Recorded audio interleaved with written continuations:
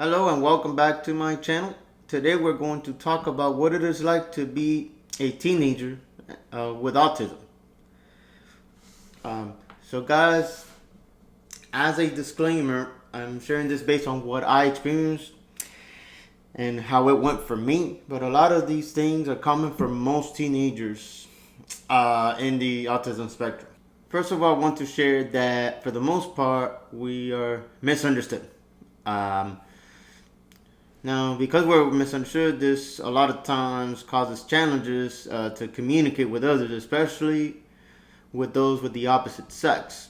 Those of us in the autism spectrum do not like big crowds, such as those crowds that exist in the school cafeteria or at the gym. So we tend to either eat lunch by ourselves in a little corner. And one thing we don't like a whole lot is PE. Now, so the myth here is that people think that by us not wanting to go to PE or not wanting to talk to people, that we're just being stuck up, that we think that we're better than others. But we love people just like everybody else, but the thing is we enjoy conversations that are more in-depth as opposed to just small talk conversations where you just talk about the weather and sports, things like that. The second thing I'd like to share is that the majority of us go through a lot of bullying and harassment. This may be either in the form of verbal abuse or physical abuse. And in some cases, even cyberbullying happens.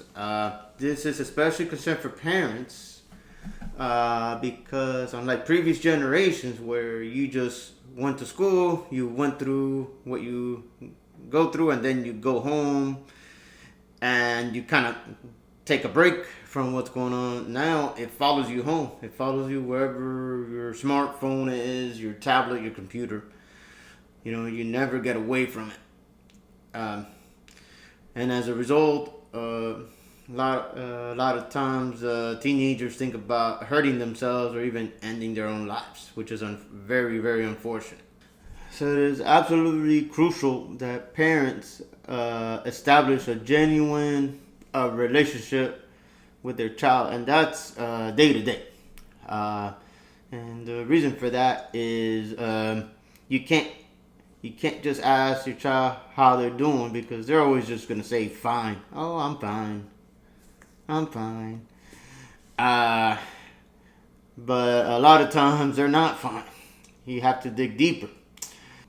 As parents, you want to establish an environment where your child feels safe to share with you whatever they need to share with you.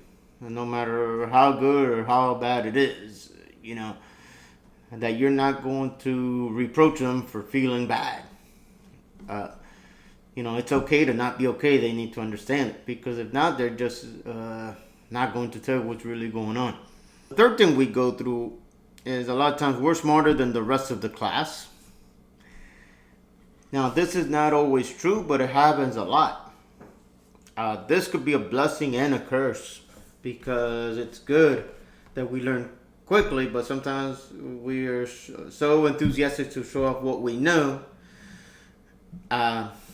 that then people start calling us names like smarty brains, or people try to be friends with us, but just to get something they want in return, like getting the answers to the test without studying, as opposed to wanting an unconditional friend. When teenagers feel that they were used for just an ulterior motive, then they may feel feelings of unworthiness, which need to be addressed. So parents, be aware of that as well. So guys, thank you so much for tuning in today. Once again, so my name is Jesse. If you like this content, please like this video, subscribe, and share with a friend or family member. And as I always say, the best is yet to come. Love you all.